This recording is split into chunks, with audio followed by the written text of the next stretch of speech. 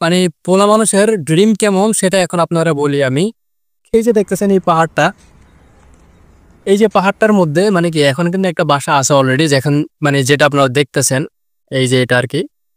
তো আমার ড্রিম হলো যে এরকম একটা পাহাড় মানে আমি নিজে কিনে নিই, কেনার পরে এই পাহাড়টা ওঠার জন্য একদম চিকন মানে মানুষ হাঁটা যাবে একজন দুইজন, এইরকম একটা চিকন একটা রাস্তা, চিকন একটা রাস্তা বানাবো আমি মানে একদম আমার বাসা পর্যন্ত। তারপর ওই চিকন রাস্তা আশেপাশে মানে সারিবদ্ধ হয়ে সুন্দর সুন্দর গাছ লাগাবো, ফুলের গাছ বা এই টাইপের গাছগুলো। আর তারপর আমি সুন্দর করে একটা ছোটখাটো একটা বাংলো বা খড়কুটা খড়কুটা দিয়ে বা এরকম ভাবে একটা ছনের ঘর বা টিনের ঘর দিয়ে একটা সুন্দর একটা ঘর বানাবো, বুঝছি শিল্প।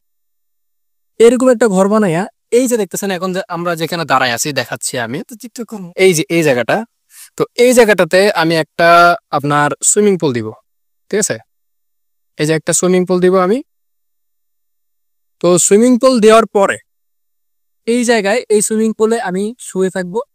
অ্যান্ড এই যে এখানে যে দৃশ্যগুলো আছে নিয়েছে, আকাশ আছে কি সুন্দর আকাশ, তারপর গাছপালা আছে, সব কিছু আমি শুয়ে শুয়ে দেখি। ভিউটা আপনাদেরকে দেখাই কেমন ভিউ, এই দেখেন কি সুন্দর ভিউ। এই ভিউ দেখতে দেখতে গোসল করা আমার কি বলবো, সুইমিং পুলে গোসল করার সাথে সাথে এই ভিউ দেখা ইজ ড্রিম, ইজ ড্রিম ভাই, ইজ ড্রিম, ঠিক আছে? মানে জাস্ট টাকা নাই, টাকা নাই, এটাই হলো কি দুঃস্বপ্ন।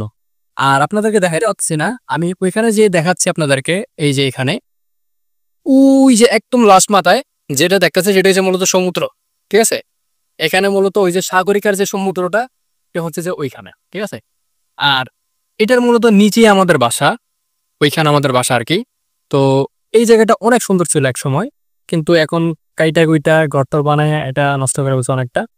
সো তারপরও আসলাম, একটু সময় আসছে মানে একটুখানি সময় পাইছি, তো ভাবলাম আড্ডা যেহেতু মারবই, আড্ডা যেহেতু মারবই তো একটু এই পাহাড়ে এই জায়গাটা আইসা একটু এই সিন সিনারি গুলো দেখি, আর এই সিন সিনারি গুলো দেখবো আর একটু আড্ডা মারবো।